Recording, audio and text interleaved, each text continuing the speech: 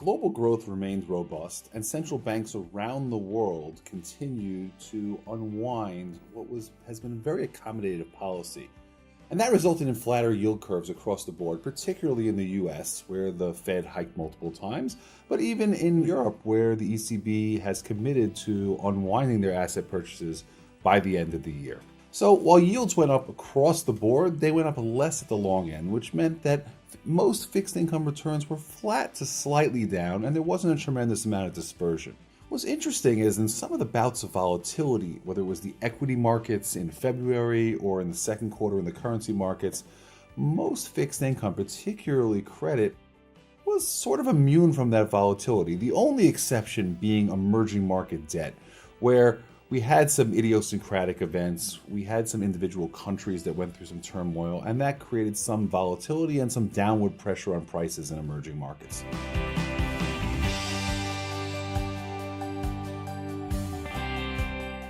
Both credit returns and duration returns actually performed relatively in line with each other. You didn't get as much diversification benefit as you usually do. But as we've always said, when the diversification doesn't benefit you, it's not like you have huge losses. And that's why we had very modest losses in the portfolio during the quarter. And again, even though the Fed was hiking rates here in the US, because the curve flattened so much, it just didn't have as big an effect as some people were expecting in the portfolio. Now that yields are quite a bit higher, both in rates and in credit, I think the outlook for returns going forward is better than it's been in some time. Year to date, the barbell hasn't worked as well as it usually does. Although again, very modestly negative returns. History has shown that the probability of much better returns in the subsequent periods is quite high after you've had a period where the barbell is underperformed.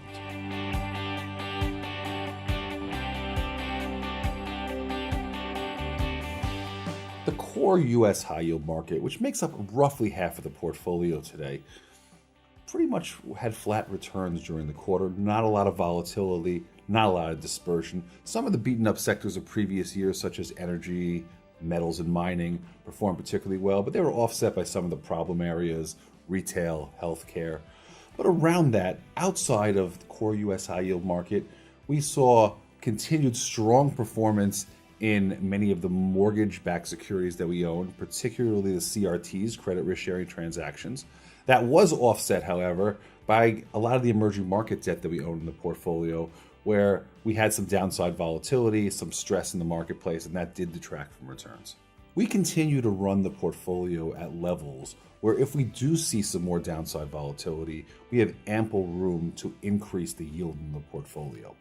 Yields are also quite a bit higher than they've been versus the average of the past 5 years or so, which means we think the return opportunity going forward is above average.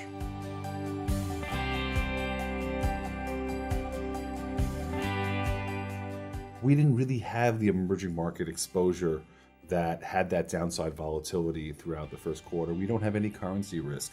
We have bonds that we really expect to pay us back through the cycle, weren't very volatile, and that's why returns were essentially flat during the first half of the year. That's pretty good considering that yields rose across the board in fixed income. Yields in the high yield market are higher than they've been in quite some time, and that speaks well of the potential for future returns. However, in this portfolio, we're going to make sure we stick to this philosophy that has made this portfolio so successful over the previous few years. We're not going to try and hit home runs. We're going to be steady. We're going to invest in companies and other instruments that we feel really good at the end of the day is going to pay us back and doesn't have the kind of downside volatility that we see in the triple C market, local currency emerging market debt, things like that. We're very, very cautious, or we avoid entirely in this portfolio, and that's why this portfolio really has that strong risk-adjusted returns over time.